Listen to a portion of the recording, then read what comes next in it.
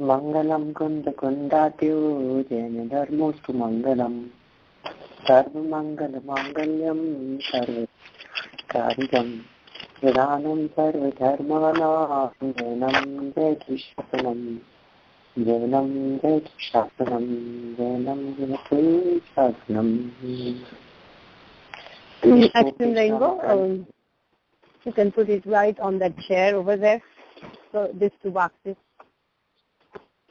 39 number के श्लोक के संदर्भ में अपनी यहाँ बात चल रही थी।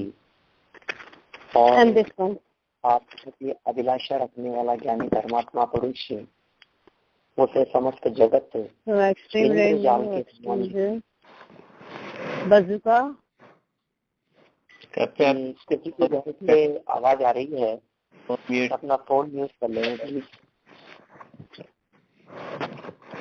यहाँ योगी समस्त जगत को इंद्रजाल के समान देखता है, आत्म स्वरूप की प्राप्ति के लिए ही अभिलाषा रखता है, दूसरी कुछ चाह नहीं है। दो चीजों की चाह नहीं हो सकती, दो चीजों की लगन नहीं हो सकती। आत्मा की भी लगन हो और बाहर की भी लगन हो, अंदर की भी लगन हो और बाहर की भी लगन हो, नहीं हो सकता। दो चीजों में से एक चीज को चुनना ही पड़ेगा हमारे को। आप डिसाइड कीजिए आपको क्या पसंद है। एक तरफ एक है बस और दूसरी तरफ अनंत वस्तुएं हैं, माने अनंत पदार्थों की तुलना में, अनंत वस्तुओं की तुलना में सिर्फ एक गायक की महिमा है, सिर्फ एक की। दूसरी किसी की महिमा नहीं आती हमारे को, दूसरा कुछ नहीं दिखता हमारे को। कल हमने कही थी ना एक लाइन, बस एक लगन भर हो सच्ची, सच्ची लगन यदि होगी। और यहाँ तो ये 38 नंबर के श्लोक की टीका में तो 6 महीने की शर्त बतला दी। 34 नंबर का कलश समय सार ग्रंथ आदिराज का, एक 6 महीनों तू बस लग करके कहना मान ले, लग जा दिन रात एक 6 महीने के लिए, क्यों नहीं होगी प्राप्ति? अवश्य हो गए प्राप्ति।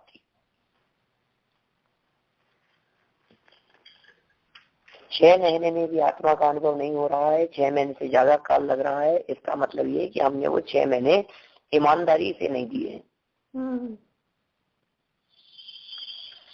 जो व्यक्ति ईमानदारी से 6 महीने देता है उसके तो काम हुए बिना रहता नहीं, क्योंकि इससे ज्यादा काल है ही नहीं,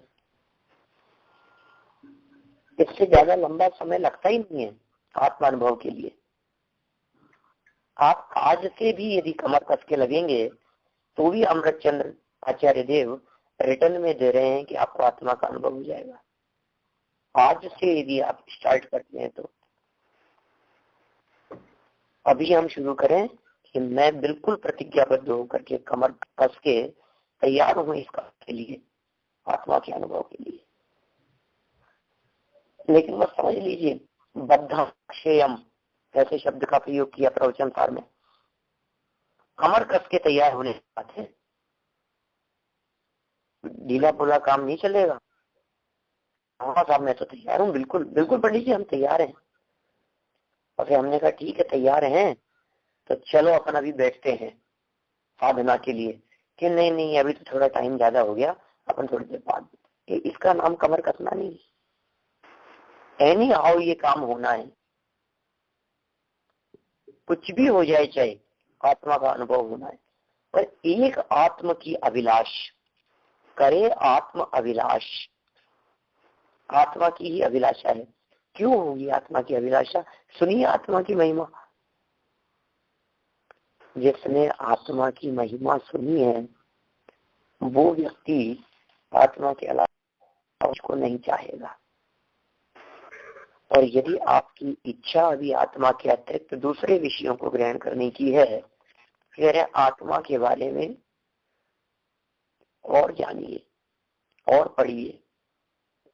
आत्म प्रसिद्धि पढ़िए गुरुदेव की, 45 शब्द गुरुदेव के आत्म प्रसिद्धि के नाम से, वो पढ़िए। बहुत आनंद आएगा, बहुत मजा आएगा आत्म प्रसिद्धि पढ़ने में। अद्भुत है, अद्भुत विषय है, अद्भुत स्वरूप है। अन्य विकल्प यदि हो जाए तो क्या करें? तो पश्चाताप करता है। अंदर में खेद का भाव जागृत होता है, मेरे मन के ऐसे विकल्प क्यों आ गए। इस तरह की बात टीका में गई थी। हम उसका भावार्थ पढ़ते हैं, पेज नंबर 98 है मेरी पुस्तक में, 39 नंबर के श्लोक का भावार्थ। जिसको स्व संवेदन में रस है, आनंद आता है, उसको जगत के स्थावर और जंगम रूप समस्त बाह्य पदार्थ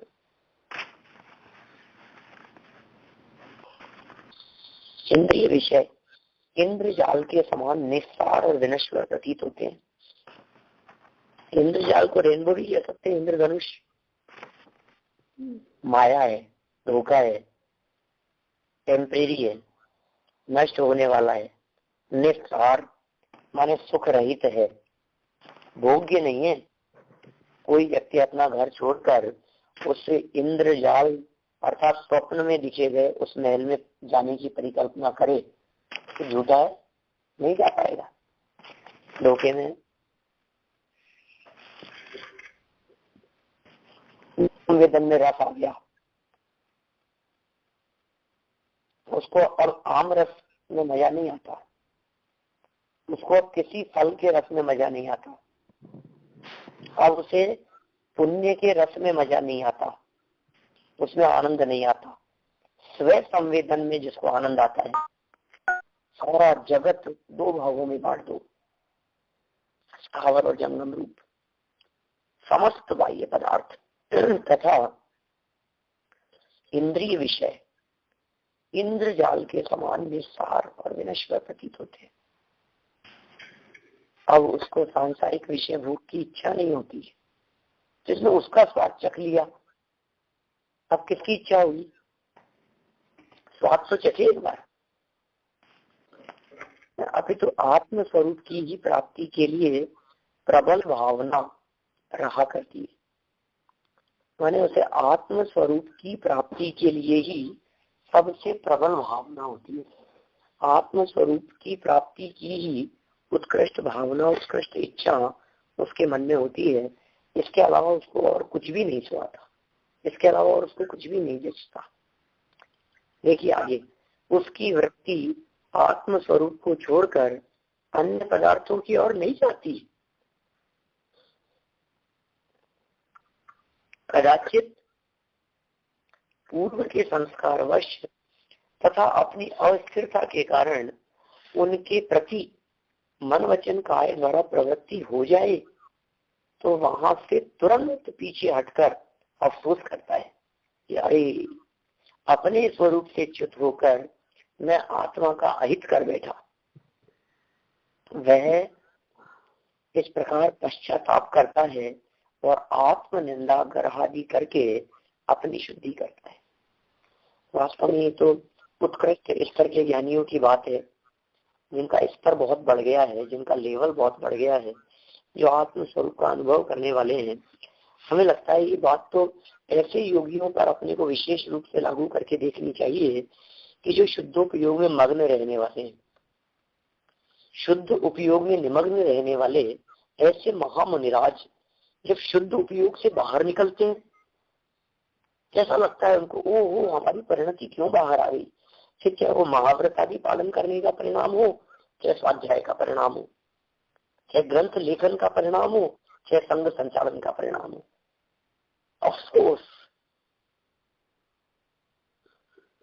अपनी परिणति को देखकर उनके मन में निरंतर इस तरह की खेद खिन्नता का भाव आता है कि हमारी परिणति अपने स्वरूप को छोड़कर आखिर बाहर क्यों निकली। मेरा उपयोग मेरे स्वरूप को छोड़ करके बाहर क्यों निकला? नहीं निकलना चाहिए, नहीं आना चाहिए। उपयोग बाहर नहीं आना चाहिए। यदि उपयोग बाहर में आए तो अंदर जाने का प्रयास, और अंदर से बाहर आ गया तो खिन्नता। कैसा सोचता है, तुरंत पीछे हटकर अफसोस करता है। हम लोगों की क्या स्थिति है, पाप भाव आता है ना तो मन में अफसोस होता है। कभी शुभ भाव का भी अफसोस होता है अपने मन में, पुण्य भाव का भी अफसोस होता है। कभी ऐसा अफसोस होता है कि ओहो, मैंने कितना पौन घंटे तक अपने आत्म स्वरूप से बाहर निकलकर इस स्वाध्याय में अपना काल बिता दिया, सिर्फ सुनने में, सिर्फ उसकी चर्चा में अपना काल बिता दिया। इस पौन घंटे के काल में सिद्ध दशा की प्राप्ति हो सकती थी, इस पौन घंटे के काल में निर्वाण हो सकता था, इस पौन घंटे के काल में संपूर्ण कर्मों की निर्जरा हो सकती थी, इस पौन घंटे के काल में मुक्ति की प्राप्ति संभव थी। मैंने ये पौन घंटा विषय कषाय से तो बचाया, लेकिन स्वाध्याय में लगा करके भी किया तो आश्रव ही, निर्जरा तो फिर भी नहीं हुई, संवर तो फिर भी नहीं हुआ। ऐसा अफसोस होता है कि अंदर में लगता है हमारे कोई बहुत कठोर बात है, अंदर में ये बात कभी लगती नहीं है हमारे को, कभी ऐसा लगता नहीं है स्वाध्याय करते हुए आश्रव है आश्रव।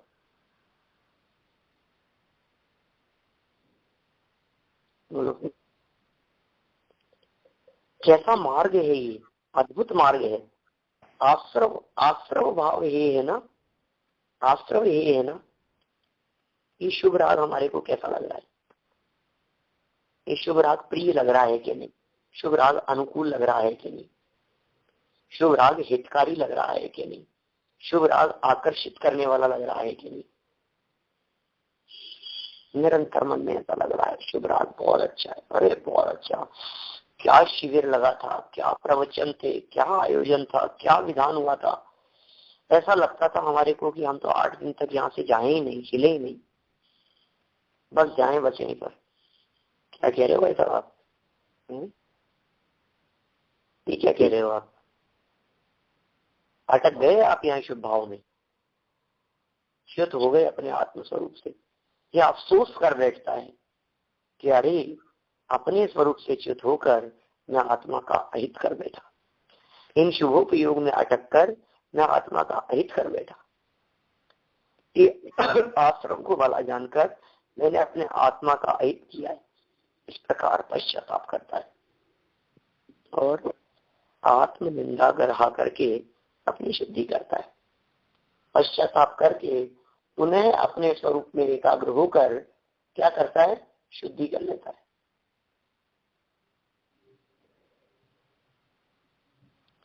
देखो आ गई ना यहाँ बात। मुझे पता है, ऐसा लगता है कुछ लोग ऐसे भी हो सकते हैं सामने सुनने वाले अभी, जो ये कहेंगे कि अब फिर वही शुभ भावों के पीछे पड़ गए आप। तो इसमें क्या लिखा है शुभ भावों की बात? शुभ भावों की बात नहीं लिखी, लेकिन स्पष्ट रूप से लिखा है ना कि आत्म स्वरूप को छोड़कर अन्य पदार्थों की ओर जिनकी वृत्ति जाती है, जिसकी वृत्ति अन्य पदार्थों की तरफ जा रही है, आत्म स्वरूप को छोड़कर, आत्मा को छोड़कर के जिसकी वृत्ति अन्य पदार्थों की तरफ। अब अन्य पदार्थ कौन से? आत्मा को छोड़ करके कि आत्मा में शामिल है देव शास्त्र गुरु? बात थोड़ी कठोर है, लेकिन देव शास्त्र गुरु भी तो आत्मा को छोड़ करके अन्य पदार्थों में है। पंच परमेश्वर भी तो उसी में आ रहे हैं, नव देवता भी उसी में है, शुभ भाव भी उसी में है, पुण्य परिणाम भी उसी में है, शुभ राग का भाव भी तो वही है। आत्म स्वरूप को छोड़कर अन्य पदार्थ वृत्ति यदि वहां जाती हो, कदाचित पूर्व संस्कार के वश। ये कौन से पूर्व संस्कार? शुद्धोपयोग के तत्काल पहले होने वाले जो परिणाम थे ना, वे सब पूर्व संस्कार थे। उनके लिए पूर्व संस्कार शब्द का प्रयोग किया जाता है। पिता का घर ये पूर्व संस्कार है, और पति का घर यह आत्म स्वरूप है। अपना मानने योग्य तो अपना घर है, और कदाचित परिणति अपने घर से बाहर निकले तो, अपने पति का घर छोड़ करके बाहर निकले तो कहाँ जाए कि पूर्व संस्कार वश अन्य पदार्थ माने पिता के घर, बस ये मर्यादा। इससे बाहर तो जाती ही नहीं है वृत्ति ज्ञानियों की। योगियों की चर्चा चल रही है, साधकों की चर्चा चल रही है, विषय विषयों की चर्चा थोड़ी ना चल रही है। विषय भोग की तो इच्छा ही नहीं होती, वहां तो जाता ही नहीं है परिणाम, वृत्ति वहां तो जाती ही नहीं है। विषय भोगों की तरफ तो जिसकी वृत्ति जाती ही नहीं है, जिसका परिणाम पंचेंद्रिय विषय भोगों की तरफ तो जाता ही नहीं है, इधर उधर दृष्टि जिसकी जाती नहीं, हाँ कदाचित अपने स्वरूप से बाहर निकले, अपने घर से बाहर जावे तो बस ज्यादा से ज्यादा जाने के लिए पिता का घर, पंच परमेष्ठी पिता है हमारे। उपयोग बाहर निकलेगा तो ज्यादा से ज्यादा यहाँ तक जाएगा, लेकिन वहां ज्यादा लंबे समय तक टिका रहे अच्छा नहीं। कोई स्त्री अपने पति का घर छोड़कर ज्यादा लंबे समय तक पिता के घर रहने लगे तो अच्छा नहीं है ज्यादा लंबे समय तक रहना, बातें बनने लग जाएगी, आस पड़ोस वाले बातें करने लग जाएंगे, ये लक्षण अच्छे नहीं है। ये कह रहे हैं यहाँ पर वृत्ति निकली स्वरूप को छोड़कर, कि निकल के कहाँ जाएगी, कि देखो यदि ये वृत्ति निकल करके ज्यादा लंबी दूरी तक निकल जाए तो कहते हैं तब तो अहित हो ही गया, महाअहित हो गया। और ज्यादा लंबी दूरी तक नहीं जाकर सिर्फ पंच परमेष्ठियों तक, नव देवताओं तक, देव शास्त्रों तक, जनवाणी तक, षट आयतनों तक, आयतन माने रहने के स्थान, अनायतन माने रहने के स्थान न हो, षट आयतनों तक जिसकी बुद्धि जाती है ठीक है चलेगा, यहाँ तक लंबे समय नहीं, लौट के वापस अपने स्वरूप में आना है। पश्चाताप किया, आत्मनिंदा की, अपने आप के हृदय में अपनी ही ग्लानि का परिणाम आ गया, खेद खिन्नता का परिणाम आ गया, शुद्धि हो गई, आ गया अपने में। ज्ञानी जगत के पदार्थों को ज्ञेय समझकर आत्मस्वरूप में लीन रहता है। यह बात दर्शाते हुए आचार्य श्री अमित गति ने सुभाषित रत्न संदोह श्लोक 335 में कहा है कि यह अमित गति आचार्य का सुभाषित रत्न संदोह नाम का एक ग्रंथ है जो बहुत सुंदर सुंदर नीति वाक्यों से भरा हुआ है।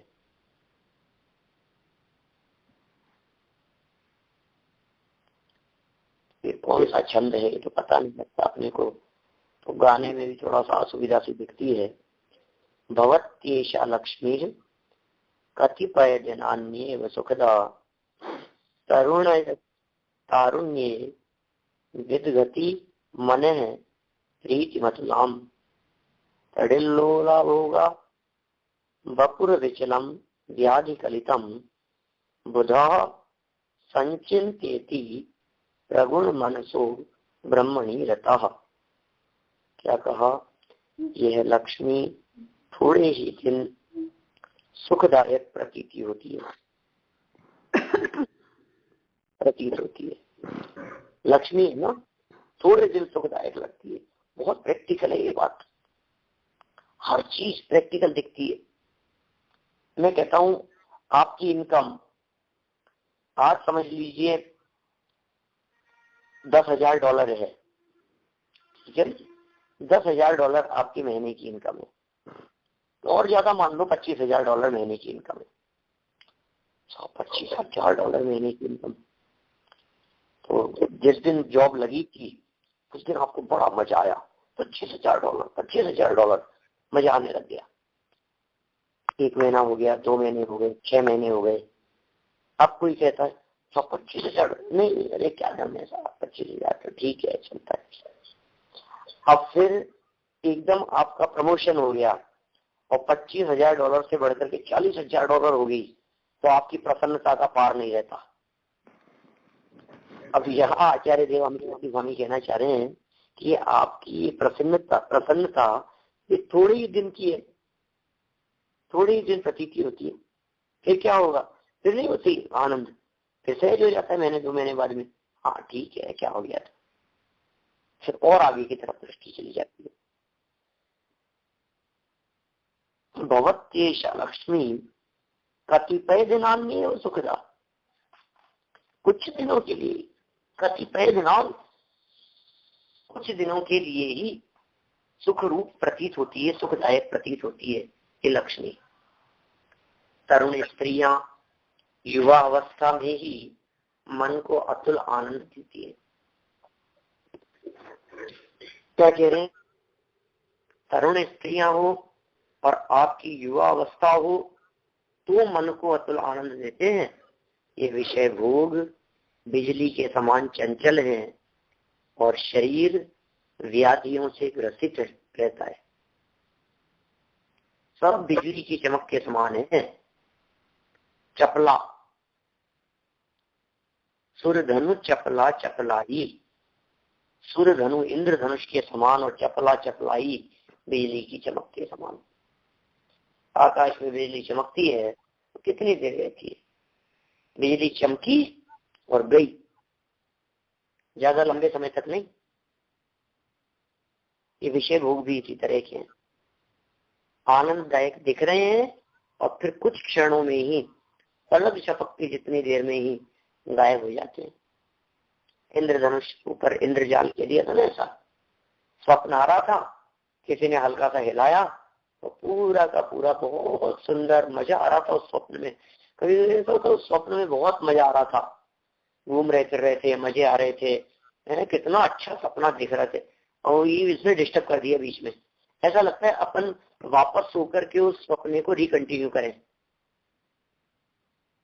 दोबारा उसको जोड़ें, उसको पॉसिबल नहीं है।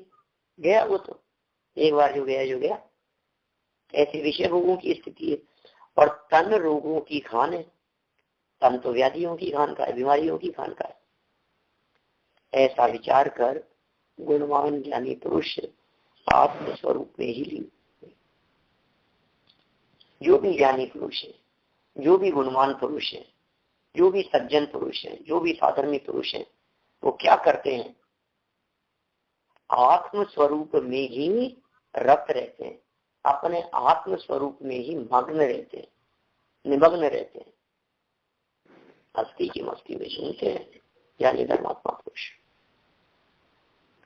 व्याधियों से ग्रसित शरीर दृष्टि देने योग्य नहीं है, लक्ष्य करने योग्य नहीं है। व्याधियों से ग्रसित शरीर अपनापन करने योग्य नहीं है। क्यों देखें शरीर की तरफ? क्षण भंगुर विषय भोग बिजली की चमक के समान थे, क्यों आसक्त होंगे उनमें? हम आसक्त हुए और वो गए। ये युवा अवस्था है, ये जो अतुल आनंद देते हुए दिखाई देते हैं, अल्पकाल के लिए, लक्ष्मी थोड़े समय के लिए सुखदायक प्रतीत होती है, दुख का कारण बन जाती है, कष्ट का कारण बन जाती है। इसलिए ज्ञानी धर्मात्मा पुरुष क्या करते हैं? आत्म स्वरूप में ही लीन रहते हैं, मग्न रहते हैं अपने स्वरूप में। समय क्या करना है भैया? कुछ नहीं, सब और से दृष्टि हटाओ, अपने में दृष्टि ले आओ। कैसे लाएं भैया ये बता दो। और चलो आगे बताते हैं आपको। 40 नंबर श्लोक कहते हैं, इच्छत्येकांत संभासम जनम जन सागर है निज कार्य वशांचे दुक्त्वा विस्मरति द्रुतम। योगी निर्जन वन बसे चाहे सदा एकांत यदि प्रसंग विष कुछ कहे विस्मृत हो परमांत। क्या कह रहे हैं? निर्जन स्थान में, निर्जन धन में, जंगल में, जहाँ कोई व्यक्ति न रहते हो। जन माने मनुष्य, निर्जन माने जहाँ मनुष्य न रहते हो, जहाँ कोई मनुष्य नहीं रहता, ऐसा स्थान। योगी ऐसे स्थान पर जाकर के बसना चाहते हैं, सदा एकांत में। देख लो ना, मुनिराजों को, साधकों को ऐसी एकांत जगह ही क्यों पसंद आती है। ग्रीष्म ऋतु शिखर पर ठाए, शिखर पर ग्रीष्म ऋतु में, साथ में दरिया के किनारे, और तरुतल वर्षा के समय में। पेड़ के नीचे। क्यों ऐसा स्थान चुनते हैं जहाँ कोई आकर बैठना पसंद नहीं करे, जहाँ कोई आना पसंद नहीं करे, जिस जगह पर कोई डिस्टर्ब करने वाला नहीं हो, ऐसा। तो निर्जन वन में जाकर के बस जाते हैं, चाहे सदा एकांत और हमेशा एकांत ही चाहना करते हैं, एकांत ही चाहते हैं। और प्रसंगवश यदि कुछ कहें तो विस्मृत हो उपरांत, माने यदि कोई प्रसंगवश, यदि कोई मतलब कोई इच्छा भी हो गई, कोई विकल्प भी आ गया, भी दिया गया, तो तुरंत ही उसको विस्मृत कर देते हैं, भूल जाते हैं उसको, स्वरूप में चले जाते हैं, बाहर से सबसे दृष्टि हट जाती है, तब भूल जाते हैं, स्वरूप में जाकर आलसी हो जाते हैं, प्रमादी हो जाते हैं, अपने में जाकर के मग्न हो जाते हैं। अब हमें नहीं चाहिए कुछ भी, अब हमें नहीं देखना, अब हमें नहीं सुनना, अब हमें नहीं किसी के प्रति भी लगाव है। साहब ये नहीं है, ये हमारा पुत्र है, कहाँ पत्नी कहाँ पुत्र, अनंत जन्मों में न मालूम कितनी पत्नियां बदल गई, न मालूम कितने पुत्र बदल गए।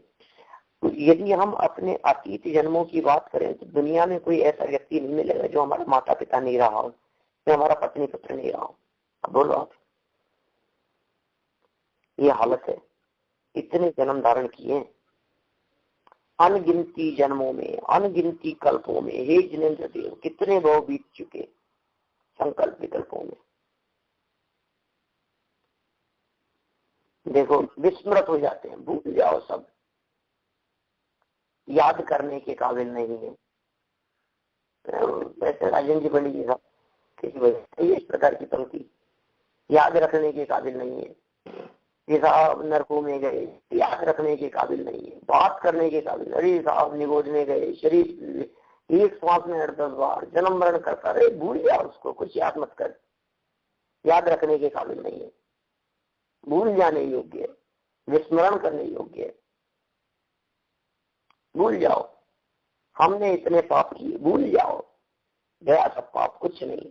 आपके भूतकालीन एक भी पाप वर्तमान में मौजूद नहीं है। वर्तमान में आत्मा शुद्ध ही है, परम पवित्र शुद्ध ज्ञायक भगवान आत्मा इस देह देवालय में विराजमान है, वर्तमान समय में शुद्ध ही है। क्यों?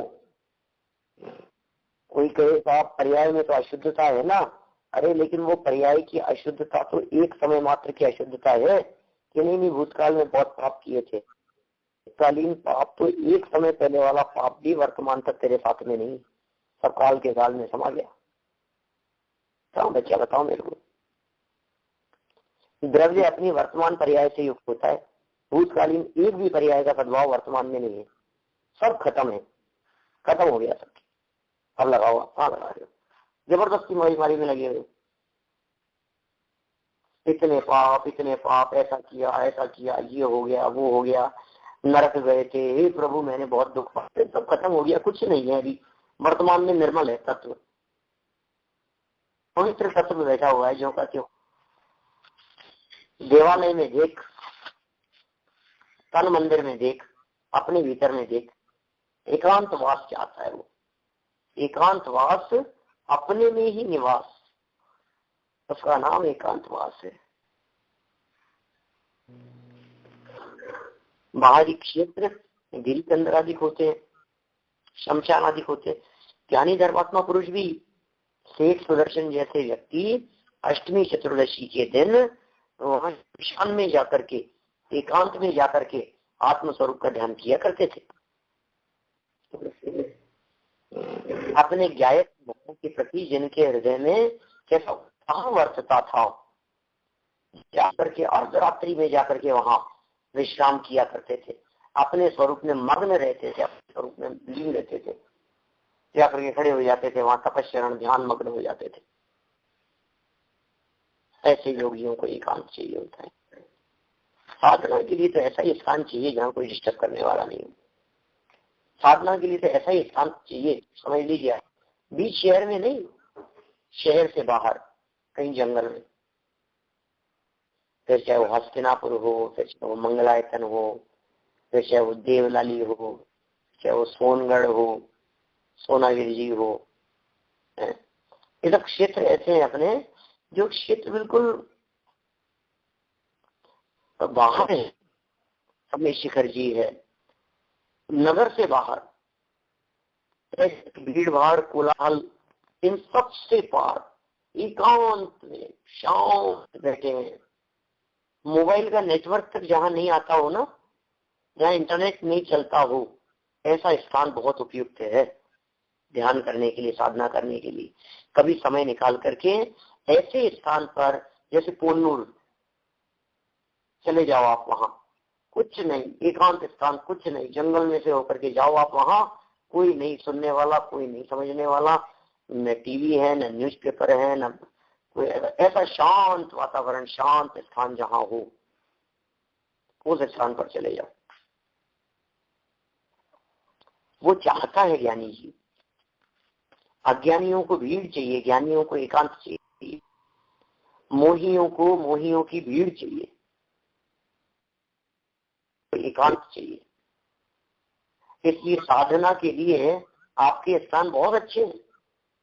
ये लोग पूछते हैं मेरे से, फिर आप अमेरिका छोड़ करके इंडिया में आ जाए, इस जंजाल में फंस जाओगे, सोच लेना, यहाँ झमेले बहुत है। मैं उन आत्मार्थियों से बात कर रहा हूँ, मैं जानता हूँ उन अमेरिका आदि जो जिन स्थानों में लोग रहते हैं वहाँ की हालत बहुत खराब है, लेकिन मैं उन लोगों से बात कर रहा हूँ वर्तमान में जो लोग मेरे को सुन रहे हैं, जो लोग आत्मार्थी हैं, जो लोग आत्म साधना में लगे हुए हैं। साधना के लिए आपको इससे अच्छी जगह नहीं मिलेगी।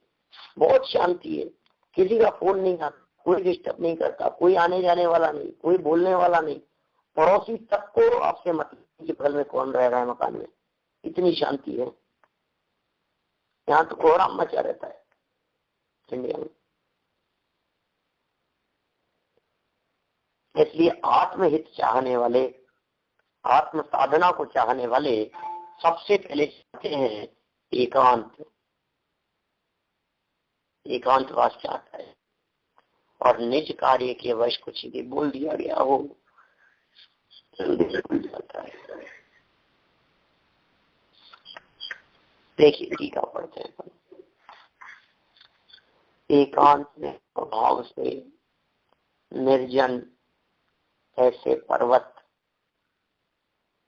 आदि में संवास में रहना। निर्जन क्या है? पर्वत है, जंगल है, वन खंड आदि, शमशान आदि है, वो सब निर्जन स्थान है। उजड़ी हुई जगह जहाँ बस की बस हुई ना हो, उसका नाम है निर्जन। गुरु आदि के साथ रहने की अभिलाषा करता है। देखो अभी वो जिसकी बात कर रहे हैं वो व्यक्ति मुनि नहीं बन गया।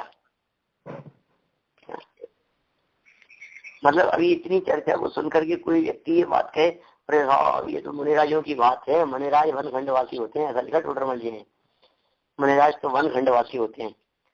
फिर हमारे लिए थोड़ी है ये बात। क्यों है तुम्हारे लिए ये बात? क्योंकि ये आगे कह रहे हैं गुरु आदि के साथ रहने की अभिलाषा होती है, यानी मुनिराजों के साथ रहना चाहता है। मुनि नहीं हो गया,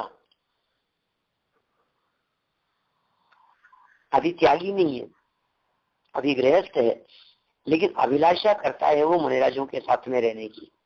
कैसा होकर?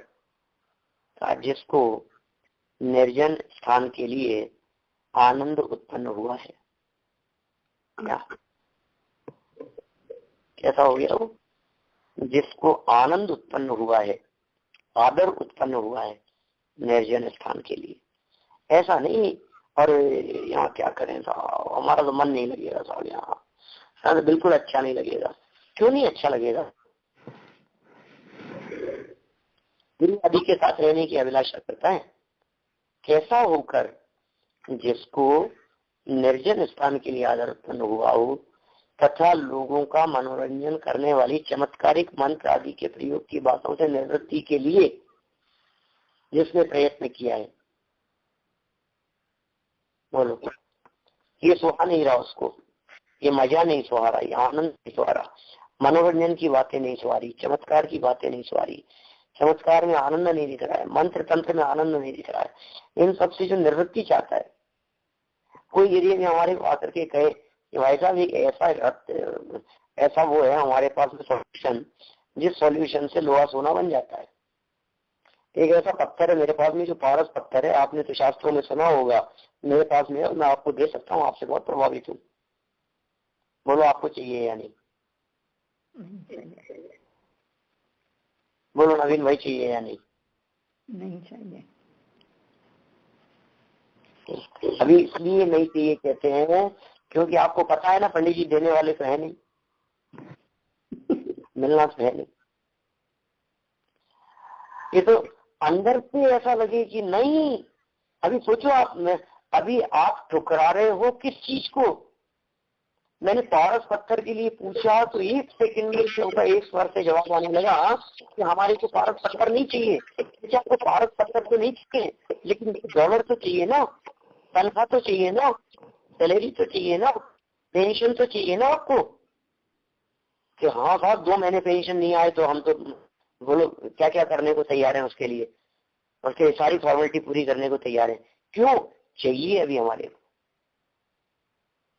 मिटा नहीं है ये कुछ भी। बोलो, चमत्कारिक मंत्र, रिद्धियां, मनोरंजन करने वाले सबसे निवृत्ति, बोलो प्रयोगों की बात बंद कर देवे। इन सब के प्रयोग की बात, रिद्धियां प्रकट भी हो जाए, मंत्र तंत्र प्रकट भी हो जाए, ज्ञान भी हो गए, सब को हाथ में धर दिया। श्रीमद जी जैसे अभी जन्म दिवस था ना अपने श्रीमद जी का, आप लोगों ने मनाया बहुत उत्साह से, धूमधाम से। कृपालु देव बोलो के शतावधानी थे, अनेक प्रकार की साधन के बल पर, जाति स्पर्श के बल पर, पूर्व ज्ञान के बल पर, पूर्व सामर्थ्य और क्षयोक्षम के बल पर मति श्रुत ज्ञान का इतना विकास हो गया था कि चमत्कारिक खेल दिखाते थे, करतब दिखाते थे। और जैसे आत्म स्वभाव का भान हुआ, सब छोड़ दिया, त्याग कर दिया सबका एक झटके से। हमें नहीं चाहिए, कुछ नहीं करना। और साहब लोग चरणों में लौटते करते होंगे कुछ भी, हमें नहीं दिखाना। किसको दिखाना है, किसके लिए करना है? कौन प्रशंसा करेगा हमारी? किस किस की प्रशंसा सुने हम? महाराज दास जी कहते हैं नाटक समय सारे में नरक की ताई है बढ़ाई 1.5 दिन की। किसकी प्रशंसा में लगाए? किस प्रशंसा में? ये प्रशंसा में जो लगा है ना, प्रशंसा में जो आनंद आता है, कार्य जो लगता है अपने को, लगता है यार ये बहुत अच्छा हो गया, मजा आ गया, बात क्या तारीफ कर रहे थे, तारीफ सुन के जो मजा आ रहा है, अटक गया, छोड़ दे उसकी। किसकी प्रशंसा? गायक की प्रशंसा होनी चाहिए कि साहब गायक की प्रशंसा में तो आना, गायक की प्रशंसा ठीक है, उसकी भी क्या प्रशंसा। हर व्यक्ति गायक है, कहने वाला भी गायक है और सुनने वाला भी गायक है, कोई अंतर ही नहीं है। सर्वजीव से सिद्ध सम, ऐसा ख्याल में आता है। तो प्रयोग की बातें भी जिसने बंद कर दी हो, जिसने प्रयत्न किया है ऐसा, वह किसके लिए आदर है कि निर्जन स्थान के लिए, अर्थात लोक के अभाव के लिए, स्वार्थवश लाभ अलाभ अधिक के प्रश्न पूछने के लिए समीप आते लोगों का निषेध करने के लिए, मना करने के लिए उसको निर्जन स्थान के प्रति आदर है। आप क्यों सोच रहे हो आप निर्जन स्थान में जाने की? इसलिए सोच रहे हैं कि यहाँ लोग बहुत आते हैं प्रश्न पूछने के लिए। हम यदि कहीं धर्मशाला में आकर के रुक जाए ना, तो लोगों की भीड़ ही लगी रहती है, थोड़ी देर के लिए भी हमें आत्मकल्याण करने नहीं देते, अनुभव में लगने नहीं देते। वही वही वही बस इधर उधर की बातें, इधर उधर की बातें। महाराज कहाँ से बिहार करके आए हैं, महाराज रुकेंगे ना, यही जाना,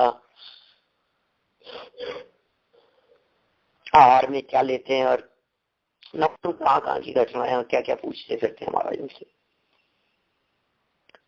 एक बात, निर्जन स्थान क्यों चुना? सबसे निवृत्ति के लिए। लोक का अभाव, स्वार्थ के कारण लाभ अलावादी के प्रश्न पूछने के लिए, स्वार्थ से प्रश्न, लाभ अलाभ के लिए पूछे गए प्रश्न, ऐसा प्रश्न पूछने के लिए समीप आते लोगों का निषेध करने के लिए, पास में आते हुए जितने लोग थे उनका निषेध कर दिया, उनका मना करने के लिए निर्जन स्थान के प्रति आदर होता है। तो पूछ ले इस तरह की बात कि साहब आपको ये निर्जन स्थान के प्रति आदर क्यों बरतता है? क्या हमें निर्जन स्थान के प्रति आदर इसलिए बरतता है कि जब हम निर्जन स्थान में बैठते हैं तो हमें कोई व्यवधान करने वाला नहीं होता, डिस्टर्ब करने वाला नहीं होता। ध्यान से ही लोग चमत्कारी अतिशय होते हैं, यथा तत्वानुशासन का प्रमाण प्रस्तुत कर दिया। ये ध्यान ही मात्र ऐसा है, चमत्कार होते रहेंगे, अतिशयकारी चमत्कार होते रहेंगे, अनेक प्रकार की आत्मरिद्धियां अंदर में प्रकट हो जाएंगी। ये अद्भुत काम है भैया। यह अनुभव का मार्ग बड़ा विलक्षण है। सिद्ध परमात्मा, सुख का उपभोग करने वाले, अनंत ज्ञानी धर्मात्मा, उसी सुख का उपभोग करने वाले 3.9 करोड़ मुनिराज, संत, 6वें गुणस्थान से 13वें 14वें गुणस्थान वर्ती तक अनंत परमात्मा सब बड़ा आनंदमय काल बिताते हैं। 13 करोड़ पंचम गुणस्थान वर्ती, 700 करोड़ सम्यक दृष्टि, असंख्यात त्रियंश गति के, असंख्यात देव गति के, असंख्यात नारकी जीव स्वाद लेते हैं, अंतर्मुख होते हैं, अतीन्द्रिय आनंद का स्वाद लेते हैं, अपना स्वाद लेते हैं, अपना आनंद लेते हैं। एक बार डूब जाओ स्वभाव में। कैसा है वो स्वभाव? आंखें बंद करो और शरीर देखो, और शरीर के सहयोग से उसके शरीर से भिन्न भीतर में गायक देखने का प्रयास करो। हूँ गायक छू, जाननार छू, जानने वाले के अतिरिक्त और दूसरा कुछ नहीं। सब जगत के पदार्थ, सब लोकालोक के पदार्थ, सब बारी विषय, सब मेरे ज्ञान का विषय बनते हैं। और मैंने ज्ञान का चमत्कार बड़ा अद्भुत है, लेकिन ज्ञान का असली चमत्कार ये ज्ञान में जाए भगवान आत्मा आ जाए, ये अतिशयकारी काम हो जाए। बोलो, सबके आत्मा में ज्ञान है, लेकिन धन्य है वे महापुरुष जिनके ज्ञान में आत्मा है। आत्मा में ज्ञान तो सबके है। 3 लोक में निगोदिया से लेकर सत्य परमात्मा तक सबके आत्मा में ज्ञान है, लेकिन किस किसके ज्ञान में गायक है? वो धन्य है। ये चमत्कार हो गया। उस अतीन्द्रिय आनंद की प्राप्ति वही अपने आप में चमत्कार है, और कोई अन्य बाहरी चमत्कार की बात नहीं है। इस तरह से अद्भुत चमत्कारी तत्व जिसके दर्शन हमारे को करने की प्रेरणा श्रीमद जी ने भी दी, और जिसके दर्शन करने की प्रेरणा हमारे को गुरुदेव श्री ने भी बरसों तक दी है, वो गायक भगवान आत्मा, वो गायक तत्व, वो अनुभव गोचर, अनुभव में आने योग्य, अनुभव में आने लायक, अनुभव करने के लिए जिसके लिए हम तत्पर हैं, आतुर हैं, वो शीघ्र ही हम सभी के अनुभव का विषय बन जाए। इस भावना से मैं बात को विराम देता हूँ।